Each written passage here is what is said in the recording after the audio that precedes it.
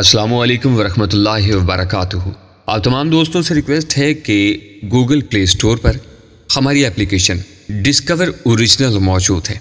आप तमाम लोगों से रिक्वेस्ट है कि इसे इंस्टॉल कर लें ताकि अगर यूट्यूब पर हमारी वीडियोस आपको नहीं मिल रही तो इस एप्लीकेशन पर आपको हमारी वीडियोस ज़रूर मिल जाया करेंगी। इसका लिंक मैं डिस्क्रिप्शन में दे रहा हूँ। अगर आपको सर्चिंग में नहीं मिल रहा तो डिस्क्रिप्शन से क्लिक करके हमारे इस एप्लीकेशन को अपने मोबाइल में इंस्टॉल कर लें। कुछ यही सूरत हाल बाकी इतराफ में भी थी। बहरहाल हमें दो एडवांटेज हासिल थे। एक तो हम खुली जगह के बजाय रेस्ट हाउस के अंदर मौजूद थे, दूसरे हम कदरे बुलंदी पर भी थे। खास तौर से जो निशानेबाज छत पर थे वो काफी दूर तक देख सकते थे और बड़ी कारगर फायरिंग कर सकते थे। क्या तुम्हें ऐसा नहीं लगता कि ये लोग कुमक का इंतजार कर रहे हैं? इमरान ने कहा। हो भी सकता है, मैंने मुख्तसर जवाब दिया। मेरा जहन दरअसल कहीं और अटका हुआ था। आयशा ही मेरे और इमरान के दरमियान जो चौंका देने वाली गुफ्तगू हुई थी उसको शदीद फायरिंग के सबब ब्रेक लग गए थे। मैं इस गुफ्तगू के सिलसिला को वहीं से जोड़ना चाहता था। मैंने इसकी तरफ देखे बगैर ठहरे हुए लहजे में कहा, इमरान तो तुम तस्लीम करते हो क्या यही को वो आर्मी मेजर ऑफिसर तुम ही हो जो इस ऑर्गेनाइजेशन को चला रहा है? वो जो भी है, कैप्टन है या मेजर है, तुम ही हो? अगर मैं कहूँ तो इससे तुम्हें क्या फ़ायदा हो जाएगा, और अगर ना कहूँ तो क्या बिगड़ जाएगा? इन सवालों के जवाब बाद में भी ढूंढे जा सकते हैं। फिलहाल हमारा फौरी मसला तो यहाँ मौत के घेरे से निकलने का है। अगर ना निकल सके तो मेरे सीने में मेरा यह सवाल एक जहरीले तीर की तरह अटक कर रह जाएगा। शायद मैं मरने के बाद भी इसकी चुभन महसूस करूंगा।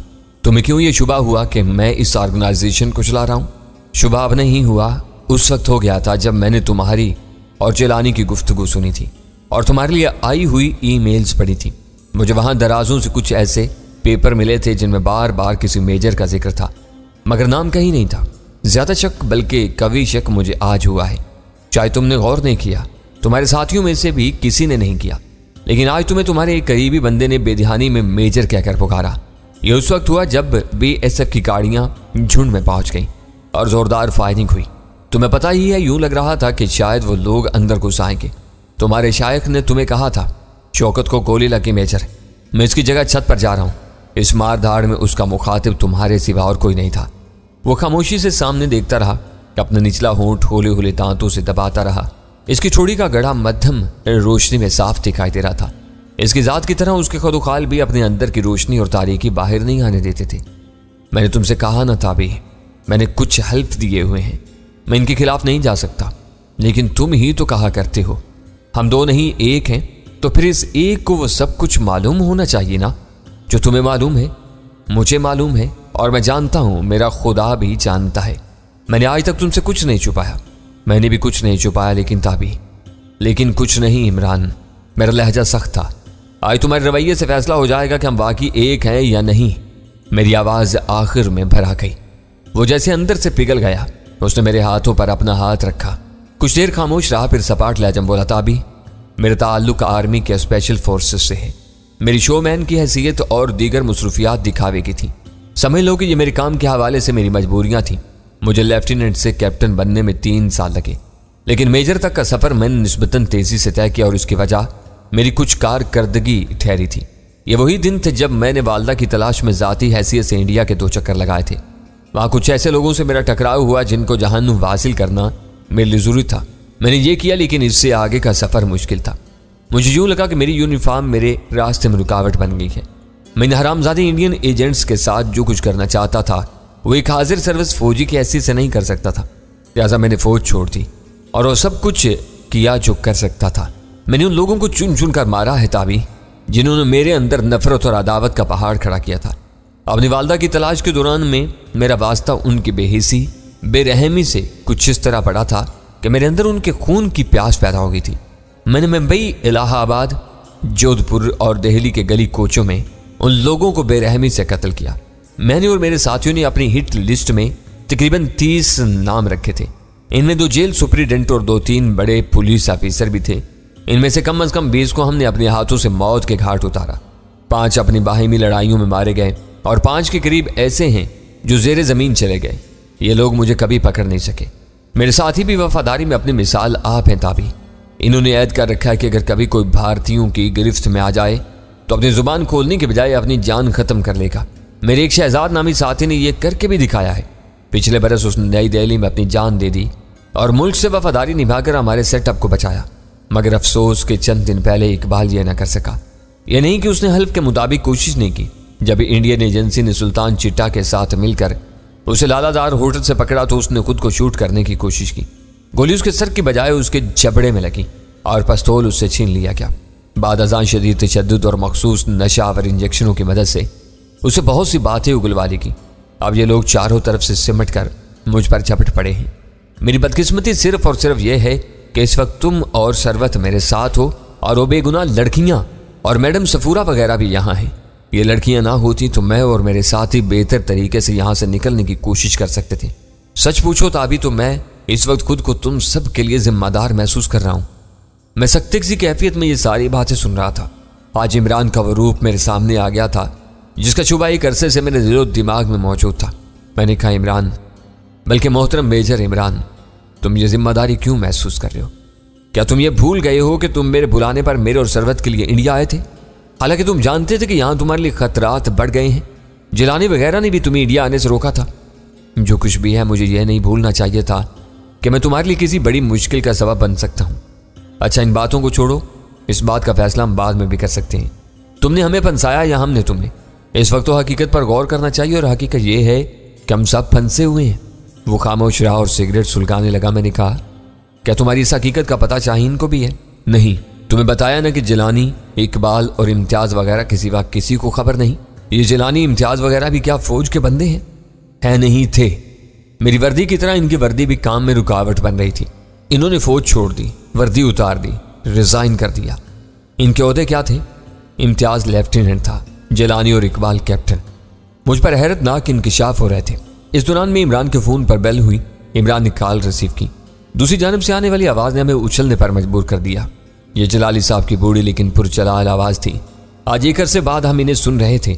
एक लहजे के लिए मुझे महसूस हुआ कि इमरान फोन बंद कर देगा, लेकिन फिर उसने इरादा मुलतवी कर दिया। अलग सलग के 2-3 फिक्रों के बाद जलाली साहब बिजली की तरह लपक कर असल मौजू पर आ गए। कहाँ हो तुम दोनों? तुमने मेरा जीना हराम कर दिया है। रात दिन तुम्हारे फोन का इंतजार कर रहा हूँ। आज बड़ी मुश्किल से इस बीबी से ये फोन नंबर मिला है। इमरान ने इत्मीनान से कहा, आप हमारा इंतजार कर रहे हैं डॉक्टर महनाज साहिबा का? मुझे पता चला है कि वो मुंबई से आगे रत्नागिरी में कहीं है और तुम दोनों भी वहीं हो। कोई खोज मिला है उसका या नहीं? मुझे जो बताना सच बताना। बस इतना खोज मिला है कि वो रत्नागिरी में ही किसी पकौड़े में है और खैर खैरियत से है। कुछ भिक्षुओं ने उसे अपने पास रोका हुआ है। कौन है भिक्षु? वो क्या बेचते हैं? क्या चाहते हैं वो महनाज से? जलाली साहब करके। आप परेशान ना हो जनाब, आप जानते ही हैं ये भिक्षु लोग अक्सर बिल्कुल बेजरर होते हैं। मच्छी मक्खर तक नहीं मारते। मेरा मतलब है कि मक्खी मच्छर तक, ऊपर से सारे ही बेजरर नजर आते हैं। तुम दोनों भी तो बावर्ची बनकर घुसे थे मेरे घर में। हांडी भूनते भूनते मुझे ही भूनने लग पड़े। लेकिन मैं एक बात बता दूं तुम्हें इमरान, है मैं बड़ी सख्त हड्डी का हूं। इसमें क्या शुबा हो सकता है जनाब? आप बेफिक्र रहें, हम आज भी आपकी पूरी तरह वफादारी में हैं। अल्लाह ने चाहा तो डॉक्टर महनाज खैर खैरियत से आपके पास पहुंचेगी और फिर से आपका इलाज मुआलजा शुरू कर देगी। इमरान ने इलाज मुआलजा पर जोर दिया। बकवास बंद करो, तुम क्या समझते हो मैं बीमार हूं? चल चलाओ है मेरा। वो इतने जोर से बोले कि खांसी शुरू की। तौबा नाउज बिल्लाह, हम ऐसा सोच सकते हैं? इमरान ने कहा। खांसी जरा संभली तो घबराई हुई आवाज में बोले, मूर्ति के बारे में कुछ पता चला? हमें लगता है जी कि मूर्ति तो डॉक्टर साहिबा के हाथ से निकल गई है। बहरहाल असल बात तो आपको डॉक्टर साहिबा ही आकर बताएंगी। हम पूरी कोशिश कर रहे हैं कि 2-4 दिन तक इन्हें आपकी बाहों, मेरा मतलब है निगाहों में ले आए। कोई ड्रामा तो नहीं हो रहा मेरे साथ? वो गर्चे हमें अपनी जानें प्यारी हैं जनाब। हमें पाकिस्तान में रहना है, हमारी अगली नस्लों ने पाकिस्तान में रहना है, आपके जेर साया जिंदगी गुजारनी है। ज़्यादा बातें ना बनाओ और देखो तुम दोनों मेरे साथ राब्ते में रहो। किसी तरह की मदद की जरूरत हो तो मैं हाजिर हूँ, बल्कि कहो तो मैं खुद भी आ सकता हूँ। अल्लाह ना करे जी इतना बुरा वक्त आए, आप फार्म हाउस में इत्मीनान से बैठें। आपके ये खादिम आपसे वादा करते हैं कि डॉक्टर महनाज को बहुत जल्द आपके हजूर पेश करेंगे। जलाली साहब ने कहा, और वो ताबिश कहाँ है? इससे बात करवाओ मेरी। मैंने उंगली के इशारे से मना कर दिया। इमरान बोला, वो लोटा लेकर निकला है खेतों की तरफ जी। ये क्या बात हुई? वो बेजारी से बोले, अच्छा ये इस बीवी से बात करो। इन्होंने कहा। चंद सेकंड बाद फोन पर जो आवाज़ उभरी वो भी हमारे लिए अजनबी नहीं थी, यह शाहीन थी। अंदाज़ा हुआ कि जलाली साहब ने शाहीन ही से इमरान का फ़ोन नंबर हासिल किया है। हेलो इमरान, कहाँ हो? इमरान ने खोपड़ी सहलाई। वहां जहां कोई आता जाता नहीं, वह अपने मखसूस अंदाज में बोला, फिर तो जरूर रीमा या नरगस में से कोई एक तुम्हारे साथ होगी। एक नहीं, दोनों। एक फिल्म की शूटिंग हो रही है, बाजी रेखा भी एक छोटा सा रोल कर रही है इसमें। लेकिन पहले तो ये बताओ कि जलाली साहब तुम्हारे पास हैं? नहीं, जरा लान तक गए हैं सांसें दुरुस्त करने। तुमसे बात करके हाँप रहे थे। ये हजरत तुम्हारे पास आए हुए हैं या तुम इनके पास गई हो? ये खुद नाजल हुए हैं, एक बहुत पुरानी मर्सिडीज पर हैं। 2-3 मुलाजिम भी साथ हैं। पता नहीं कहाँ से खोज लगाते हुए पहुंचे। किसी ने इनके कान में ये बेहुदा फूंक मारी है कि मैं तुम्हारी मंगेतर हूं और तुम्हारे बारे में सब कुछ जानती हूँ। हालांकि तुम्हारे बारे में तो तुम्हारे फरिश्तों को भी पता नहीं चलता कि कहाँ हो। ऐसी बात नहीं है जानम, लेकिन पहले ये बताओ कि तुमने इसे बेहुदा फूंक क्यों कहा? क्या तुम मेरी मंगेतर नहीं हो? अल्लाह मुझ पर इतना बुरा वक्त न लाए। 24 की एक आफियत ही कम नहीं होती, तुम्हें तो 2-2 चिमटी हुई हैं। यकायक चंद फायर हुए। ये गोलियां झुंड में से चलाई गई थी। एक गोली हमारे ऐन सामने दीवार पर लगी। ओह, ये फायरिंग कैसी है? शाहीन की पुरतशवीश आवाज उभरी। तुम्हें मेरी किसी बात पर यकीन ही नहीं आता। ये शूटिंग हो रही है भाई। मुझ पर और रीमा पर गोलियां चल रही हैं। और तुम्हें पता ही है फिल्मों में हीरो हेरोइन पर गोलियां क्यों चलाई जाती हैं? इसलिए कि वो किसी बहुत ही तंग जगह पर घुस कर बैठ जाएं, बल्कि लेट जाएं, एक दूसरे से जुड़कर। सेंसर वाले मुंह देखते रह जाएंगे। हम भी इस वक्त सेवरेज के खाली पाइप में घुसे हुए हैं। खाली तो तुम यूं ही कह रहे हो, वरना ये गन से भरा हुआ पाइप होगा, तुम्हारे दिमाग की तरह। एक बार फिर दोनों तरफ से ताबड़तोड़ गोलियां चली। शाहीन चंद सेकंड के लिए खामोश होगी, फिर उसकी संजीदा आवाज है, इमरान तुम किसी मुश्किल में हो ना? इससे बड़ी मुश्किल और क्या होगी कि तुमसे बात कर रहा हूं। वो मखसूस अंदाज में बोला। इमरान, शाहीन ने एहतजाजी लहजे में कहा, फिर भराई हुई आवाज में बोली, पता नहीं किन चक्रों में पड़े हुए हो। हमें तुम्हारे दोस्त इकबाल वाले वाक़े का पता चला है। बहुत ज्यादा दुख हुआ है। वो फीकी मुस्कुराहट के साथ बोला, इकबाल देर से आते हैं और कभी कभी जल्दी चले जाते हैं। इस बारे में बात फिर करेंगे। अच्छा, ताबी साहब कहाँ हैं? आतिफ और फराह उनके लिए बड़े परेशान हैं। वो मेरे साथ ही हैं और बिल्कुल खैरियत से हैं। हो सका तो मैं लोगों से इनकी बात कराऊंगा। सामने झुंड में नकलो हरकत नजर आ रही थी। मशीन गन वाली जीप भी कुछ आगे आ गई थी। यह खतरे की घंटी थी। इमरान ने कहा, अच्छा डियर, अगला शॉट तैयार हो गया है, डायरेक्टर साहब बुला रहे हैं, खुदा हाफिज। उसने शाहीन का जवाब ही खुदा हाफिज सुने बगैर ही फोन बंद कर दिया। जगत सिंह की पुकारती हुई आवाज आई, ये लोग आगे बढ़ रहे हैं, इनकी माता की। उसके साथ ही उसने गोलियों की बौछार कर दी। दूसरी तरफ से तुंदो तेज जवाब आया। एक बार फिर 2 तरफा फायरिंग शुरू होगी। करीबन 5 मिनट तक तारीकी में शोरे लपके और धमाके हुए। फिर मेगाफोन पर किसी फौजी की पुकारती हुई आवाज आई, बच नहीं सकते हो तुम लोग। मुफ्त में जीवन गंवाने से बेहतर है कि गिरफ्तारी दे दो। तुम्हारे साथ कानून के मुताबिक बर्ताव होगा। चंद सेकंड के वक्फे से ऐलान दोहराया गया। आखिर में कहा गया, अगर तुम्हें सरेंडर की ऑफर मंजूर है तो हवा में एक साथ 3 सिंगल शॉट चलाओ। 3 सिंगल शॉट। सरेंडर की ऑफर किसी को कबूल नहीं थी। दरहकीकत हम मरने के लिए आमादा होते चले जा रहे थे। यह रात 1 बजे का वक्त था। बादलों के टुकड़ों ने मध्यम चांदनी को ढांप लिया था। प्रोग्राम के मुताबिक मैं और जगत सिंह बड़ी खामोशी से तारीकी में रेंग गए। 2 दस्ती बम जगत के पास और 2 मेरे पास थे। मैंने शाम ही को जगत सिंह से दस्ती बम उछालने का मैकेनिज्म अच्छी तरह समझ लिया था। मैंने मुड़कर अंदरूनी कमरों की तरफ देखा। वहां सरवत मौजूद थी। अगर उसे पता चलता कि मैं ऐसी खतरनाक हरकत करने जा रहा हूं तो इस पर बहुत बुरा असर पड़ता। शायद वो बेहोश ही हो जाती, जिस तरह फरीदकोट में रीछों की यलगार के बाद हुई थी। हम रेस्ट हाउस से निकले, कुछ दूर तक झुककर चलते रहे, फिर पेट के बल रेंगते हुए दरख्तों के झुंड की तरफ बढ़े। हमारे दिल शिद्दत से धड़क रहे थे। जमीन ठंडी और कदरें रतीली थी। पेट और कोहनियों के बल इस तरह रेंगना कोई आसान काम नहीं होता, खासतौर से ऐसे अफराद के लिए जो इसका तजर्बा न रखते हों। कोहनियों और घुटनों से बाकायदा खून रिसने लगता है। हस्बे प्रोग्राम जगत आगे था, मैं 2-3 फुट पीछे। राइफलें उफ़क़ी रुख से हमारे हाथों में थी। करीबन 60 मीटर का फासला हमने इसी तरह तय किया। दरख्तों के करीब पहुंचे तो बातों की मध्यम आवाज़ें आने लगी। हम भी आवाज़ रिंगते चले गए। आवाज़ें वाज़ेह हो गई। ये BSF के 2 जवान थे। इनकी बातों में जावा का नाम आया। वो जावा के बारे ही में बातों में मसरूफ थे। एक ने कहा, ओए कौन सी ऐसी एरवन है जो जावा साहब ने छोड़ी होगी? स्टूडियो का रास्ता जावा साहब के बेडरूम से होकर गुजरता है प्यारे। खैर ऐसी भी बात नहीं, हम लोग अपने दिल से ही किस्सों के तोते चिड़ियां बना लेते हैं। कम अज कम पूनम के बारे में तो मैं ये बात मानने को बिल्कुल तैयार नहीं। तुमको पता ही है उसका चाचा प्रकाश पाटिल खुद अच्छा भला डांड है, और तुमको आइडिया नहीं है ऐसे 70 सीसी डांड जावा साहब की 100 हार्स पावर के सामने एकदम ठुस हो जाते हैं। मैंने सुना है जिन दिनों जावा ने पूनम को चखा था ना, उन दिनों वो प्रकाश भाई दुबई चढ़ा गया था कोई लोकेशन देखने के बहाने। वो दबी आवाज में हंसा। इन दोनों अफराद ने खस्ता दीवार के ऊपर राइफलें पोजीशन कर रखी थीं। हम इनके पहलू की तरफ से आगे बढ़ रहे थे। जगत ने मेरी तरफ देखा। आंखों ही आंखों में फैसला हुआ। दरमियानी फासला चंद फुट के करीब था। हम दोनों एक साथ उठे और झपटे।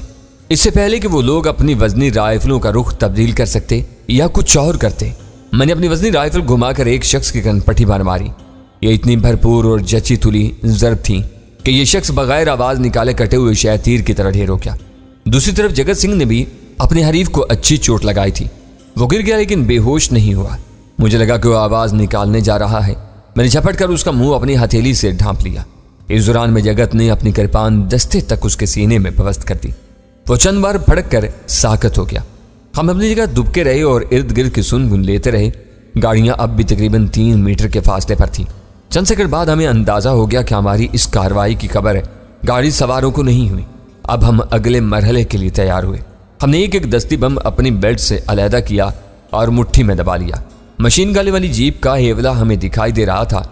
मैंने आसमान की तरफ देखते हुए सरगोशी की जगत सिंह, हमारे पास ज्यादा टाइम नहीं है कि मतलब बादशाहजादे, ये देखो बदलियां आगे जा रही हैं। ये तुम्हारा चंदा मामू किसी भी वक्त मुकड़ा दिखा देगा। हाँ ये गल तो है, जगत बोला। हम एक बार फिर क्रॉलिंग के अंदाज में गाड़ियों की तरफ बढ़े। 2 अफराद को लंबा लिटाने के बाद हमारा हौसला बढ़ गया था। मेरे ज़हन में बस एक ही डर था और ये डर कुछ देर बाद सामने भी आ गया। हम पहलू की तरफ से थोड़ा सा कलावा काट कर बढ़ रहे थे। कोशिश थी कि हल्की से हल्की आवाज भी पैदा न हो। जूं मशीन गन से फासला कम हो रहा था, धड़कन बढ़ रही थी। अब हम इस दूरी पर पहुंचने वाले थे जहां से जगत सिंह के बकौल मशीन गन वाली गड्डी को 1500 टोटों में तकसीम किया जा सकता था, यानी तबाह किया जा सकता था। जगत सिंह मुझसे 5-6 फुट आगे निकल गया था। दस्ती बम जैसे उसके हाथ में बेतरह मचल रहा था। यकायक एक झमाका सा हुआ। इतनी तेज रोशनी हुई कि हमें जमीन पर घास के तिनके और रेत के जर्रे तक नजर आए।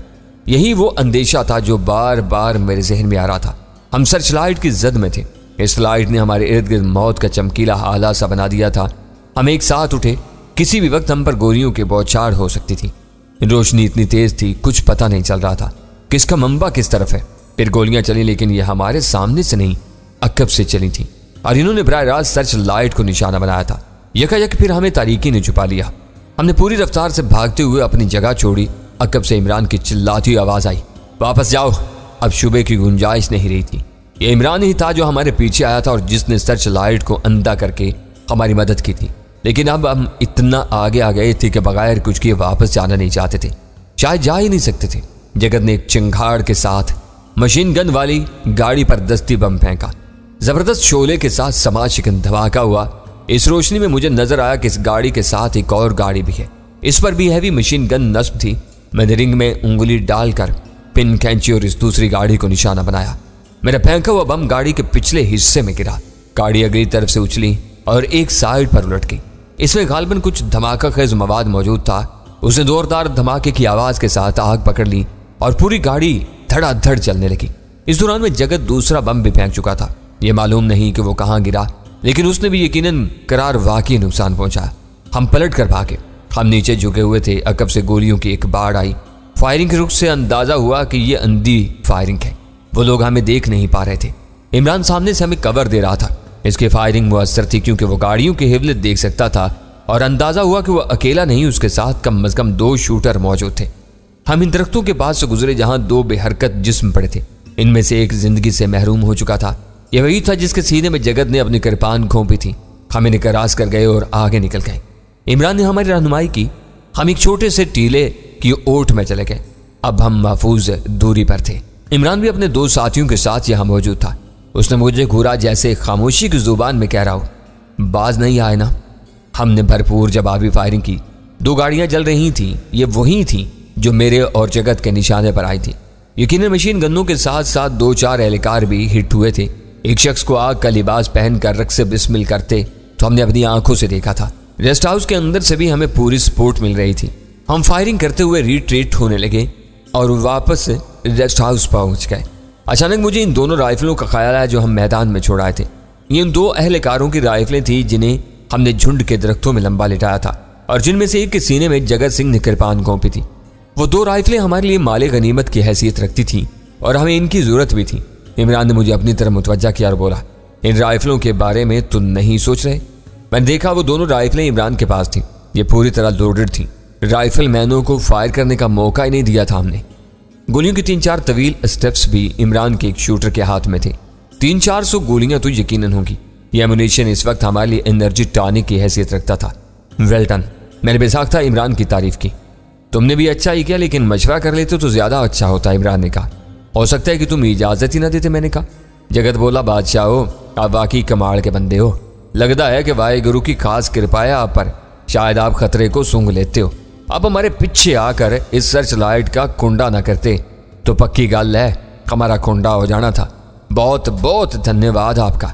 फायरिंग में एक बार फिर वक्फा आ गया था। दूर से इंडियन सिपाहियों के बोलने और चिल्लाने की आवाजें आ रही थी। यूं लगता था कि वो रेत से गाड़ियों की आग बुझाने की कोशिश कर रहे हैं। एक गाड़ी बड़ी तेजी से वापस जाती दिखाई दी। यकीनन वो जख्मियों को लेकर गई थी। हमारी ये कार्रवाई बड़ी कामयाब रही थी। मेरे और जगत सिंह समेत किसी बंदे को खराज तक नहीं आई थी। हमने 2 मशीन गन्नें नाकारा कर दी। कम से कम 1-2 बंदों को तो यकीनन हलाक किया था। एमुनेशन समेत 2 हैवी राइफलें भी हाथ आ गई थी। जगत सिंह का बस नहीं चल रहा था, वरना वो बाकी 2 दस्ती बम भी लेकर निकलता और घेरा डालने वालों में घुस जाता। मुझे वो गालियां याद आई जो उसने दस्ती बम फेंकते हुए इंडियन सिपाहियों और जावा के गुंडों को दी थी। कुछ देर बाद मैं और इमरान फिर अपनी पोजीशनों पर थे। मैंने कहा, ये क्या जादू है तुम्हारे पास? मैं जब भी तुम्हें बताए बगैर कहीं निकलता हूं तुम्हें पता चल जाता है। इसी को तो कहते हैं खबरदार जर्नलिस्ट।